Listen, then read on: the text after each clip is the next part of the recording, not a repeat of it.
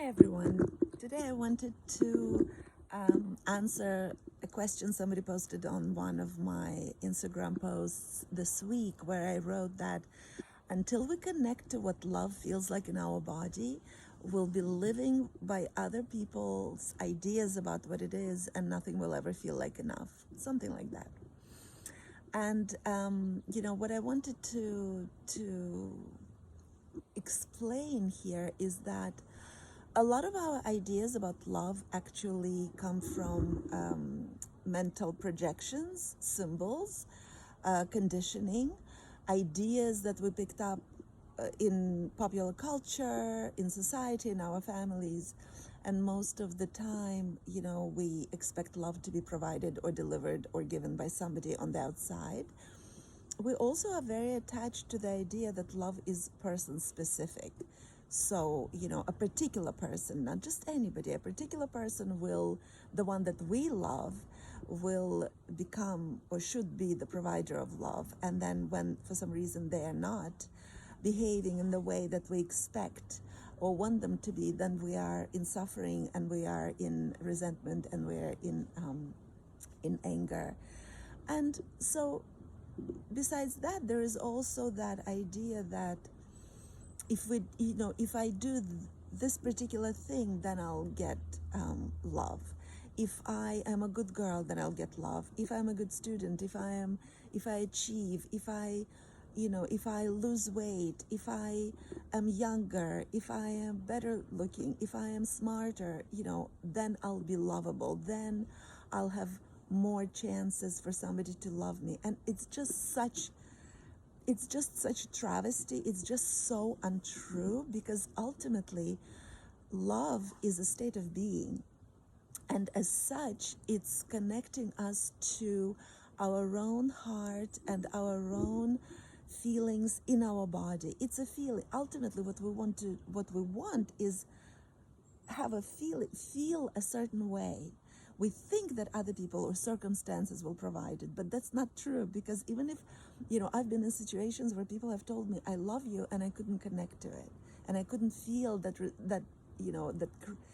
craving that I had to be satisfied by these words. It didn't happen. So, one of the things that I am doing, and what I am teaching and hoping that other people will understand, is that we cannot connect to that feeling until we're open in our own body, until we understand what that even means and what can produce that state within us. So, all of my life I was a good girl, good student, good everything, trying to get to that state of being in love or feeling loved, and none of it really brought me there. Or if it did, it wasn't long-term sustainable. It was a very short-lived burst of euphoria, and then I needed more and more and more to sustain it. So what has changed everything for me is when I went back into my own body and started following, understanding, and collecting information about how my body and my mind, how my whole system reacts to specific events or people in my life, or specific conversation, or what it feels like to be in nature. And I started realizing that that feeling of love that we're looking for doesn't necessarily come from people or other people, that it's a combination of events or states within me. It's right, a combination of states within me. It's things that I believe about people and about life. It's how my nervous system is regulated, and how willing I am to let go of some of my own limiting beliefs. For example, right now in a beautiful environment in nature, and I'm feeling very much in love. It's not person specific.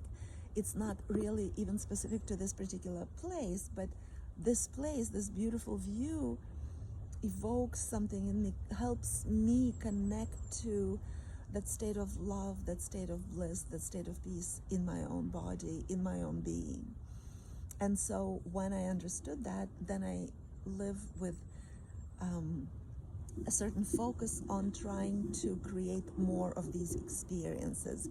So I'm a little bit more discerning about who I spend my time with, what do I spend my time doing, how I spend my days, what conversations do I encourage or avoid, etc., etc. And so I spend more and more of my life focusing on things and people and environments that help me co-create that feeling within my body, one of peace, satiety, sense of fullness, sense of gratefulness, gratitude, and sense of, that feeling of being in love, and at peace. So, when we realize that it's not something that we can get from other people, but rather something that we are co-creating at every moment in our lives, then it gives us, I think, a lot more power to co-create these moments and these situations where we can connect to that feeling within us. And then it's not about getting it from other people, but rather bringing it to other people, bringing it into our relationships, bringing it into our everyday. So I hope this helps to understand what I mean. And of course, a lot of this has to do with what I mean by self-sourcing love. So let me know how this lands and if you have any other questions. All right, everyone, see you later.